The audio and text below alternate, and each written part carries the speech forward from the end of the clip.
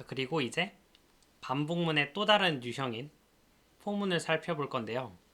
포문은 기존 while문에서 사용된 요소들을 보기 좋도록 괄호 안에 압축해 놓았다고 생각하시면 돼요.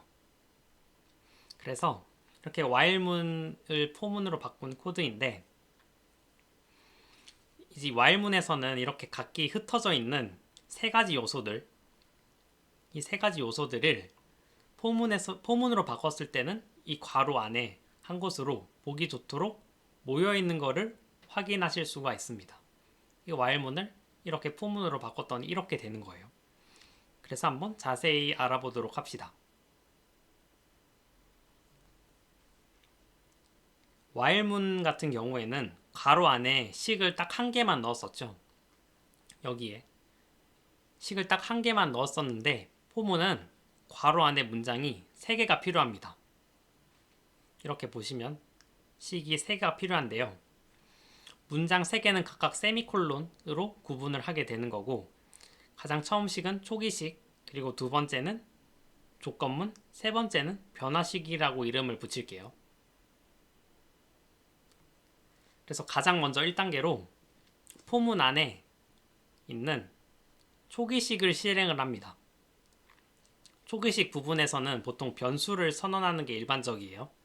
그리고 초기식은 포문을 시작할 때 단 한 번만 실행이 됩니다. 그리고 2단계로는 조건문을 확인해서 이 조건문을 확인을 해서 참인지 거짓인지를 판별을 합니다. 그래서 참이면 이 중괄호 안에 있는 내용을 실행을 하는 거고, 아니면은 그냥 바깥으로 나가게 되겠죠? 이건 그냥 while문이랑 똑같은 거예요.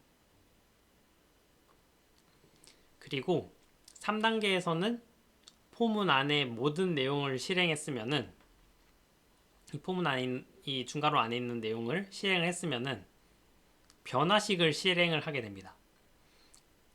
변화식, 여기서는 이제 i풀풀이라고 했으니까 맨 처음에 초기식에서 i는 0에서 i풀풀이라고 했으니까 이제 i가 1로 바뀌겠죠. 그런 다음에 4단계로는 다시 조건문을 살펴보게 됩니다.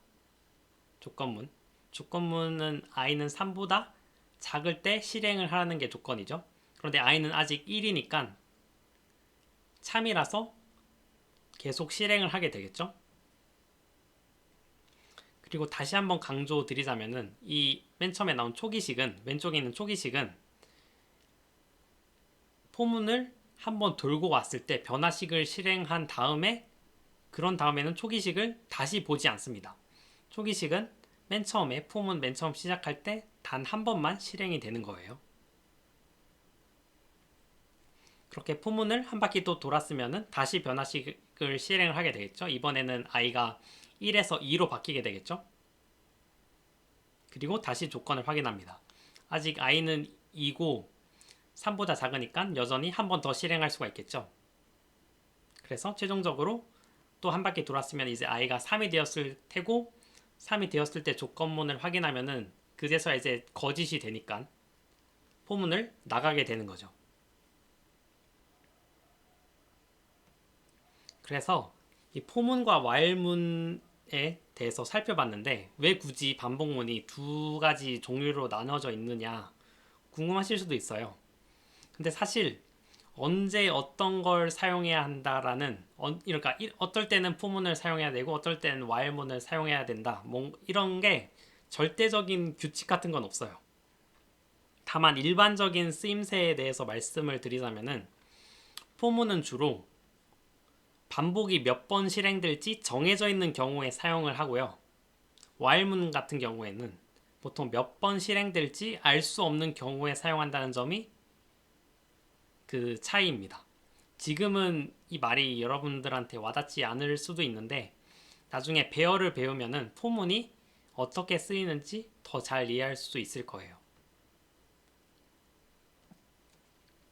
자, 그리고 세 가지 버전의 포문을 준비했는데, 나머지 그냥 이 전체 코드는 다 똑같은데 이 네 번째 줄에 하얀색으로 하이라이트한 부분만 다르거든요. 그 부분이 달라짐에 따라서 어떻게 실행 결과가 달라지는지 한번 볼게요. 먼저 왼쪽에 있는 이 포문을 보면은 i가 0부터 시작을 해서 3보다 작을 때까지 실행이 되네요. 그러면은 이렇게 실행하면은 어떻게 되느냐? 맨 처음에 0부터 시작하니까 0이 출력이 되고 그 다음에 1, 2가 출력이 되는 겁니다.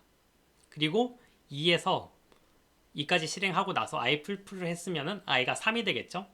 3이 된 상태에서 이 조건을 확인하게 되면은 거짓이니까 나가게 되는 거죠. 그래서 출력을 해보면은 i가 0, 1, 2가 나오고 최종 이 돈 횟수, 루프 횟수는 3번이 되는 거겠죠. 그쵸? 그리고 이 두 번째 포문을 보면은 왼쪽에 있는 코드랑 다 똑같은데 여기에 등호 하나만 붙은 게 차이점이에요. 그쵸? 그래서 0, 1, 2까지는 똑같이 돌고 i가 3이 되었을 때 조건을 보면은 얘는 등호가 붙었기 때문에 여전히 참이죠. 그래서 i가 3일 때도 한 번 더 돌 수 있는 겁니다. 그래서 결과를 보시면 0, 1, 2, 3까지 도는 거고 총 돈 횟수는 4번이 되는 거죠. 그쵸?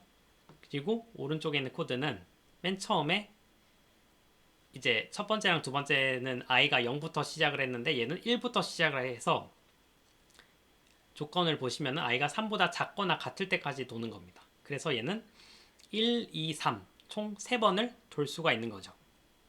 그래서 여러분들이 이 세 가지 버전의 포문을 통해서 여러분들이 앞으로 포문을 작성할 때 초기식과 조건문이 이렇게 적혔을 때는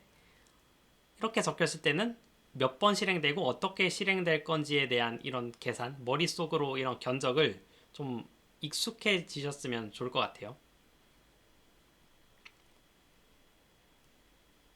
그리고 이번에는 뭐 포문을 통해서 구구단을 출력을 해보실 수가 있다는 점, 이렇게 출력을 할 수가 있습니다. 그래서 1710번 방금 봤던 그 문제인데 포문을 사용하면 이렇게 풀 수 있다는 점. 그리고 마지막으로 이제 무한 루프에 대해서 알려드리자면은 이건 뭐 while문도 마찬가지고 포문도 마찬가지인데 while문 이 괄호 안에 0이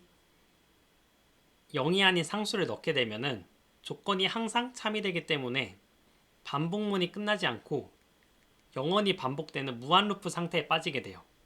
그래서 이 무한 루프 상태에서 빠져나오려면은 여러분들이 특정 조건에서 여기에 특정 조건 나와 있죠. 7번째 줄에 특정 조건에서 브레이크 문으로 탈출 조건을 걸어줘야 한다는 점 알아두시기 바랍니다.